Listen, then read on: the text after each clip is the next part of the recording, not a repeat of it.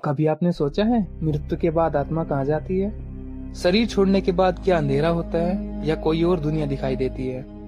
इन सवालों के जवाब मिलते हैं आपको गरुड़ पुराण में। भगवान विष्णु ने स्वयं गरुड़ को जीवन, मृत्यु और आत्मा के रहस्य बताए।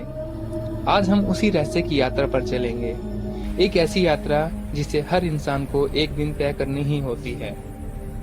मृत्यु का क्षण। गरुड़ पुराण कहता है, जब मौत का समय आता है तो इंसान के सामने उसका पूरा जीवन एक फिल्म की तरह गुजरता है।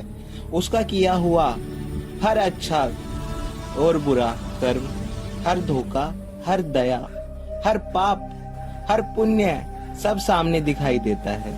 शरीर कमजोर हो जाता है, सांस धीमी हो जाती है और जैसे ही अंतिम सांस टूटती है, आत्मा शरीर से छूट जाती है, जैसे पक्षी पिंजरे से आजाद हो जाता है। लेकिन यह तो सिर्फ शुरुआत है।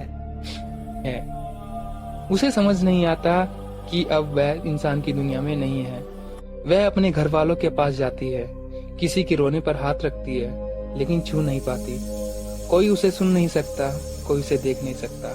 यही वह क्षण है जहाँ आत्मा पहली बार समझती है उसका संसारिक जीवन समाप्त हो चुका है। यमदूतों का आगमन। गरुड़ पुराण बताता है, यदि इंसान ने बुरे कर्म किए हो, लोगों को धोखा दिया हो, किसी का दिल दुखाया हो, तो यमदूत आते हैं। उनका रूप भयंकर होता है, काला शरीर, लाल आंखें और भारी आवाज।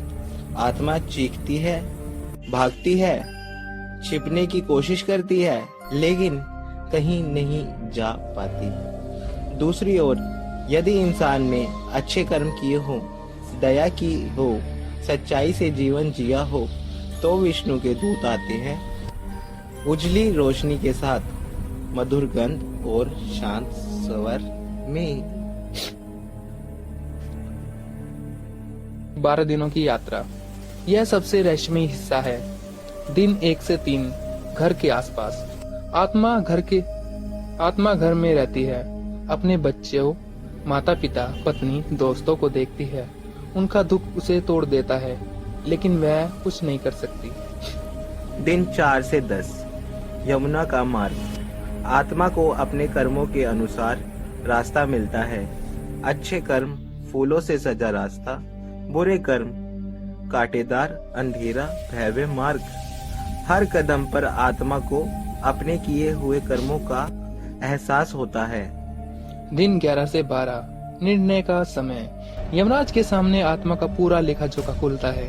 किसी से छुपाया नहीं, किसी से छुपाया हुआ राज भी यमराज के पास पहले से दर्ज होता है। और स्वर्ग का वास्तविक अनुभव। गरुड़ पुराण में 28 नरकों का वर्णन है, हर पाप की अलग सजा। लेकिन ध्यान रखना, यह आत्मा को सुधारने का मार्ग है। जिस आत्मा ने पुण्य कमाया है, जिससे दूसरों के लिए अच्छा किया है, उसे स्वर्ग का अनुभव मिलता है, जहाँ शांति, प्रकाश और अद्भुत आनंद होता है। मोक्ष, जन्म मरण का अंत।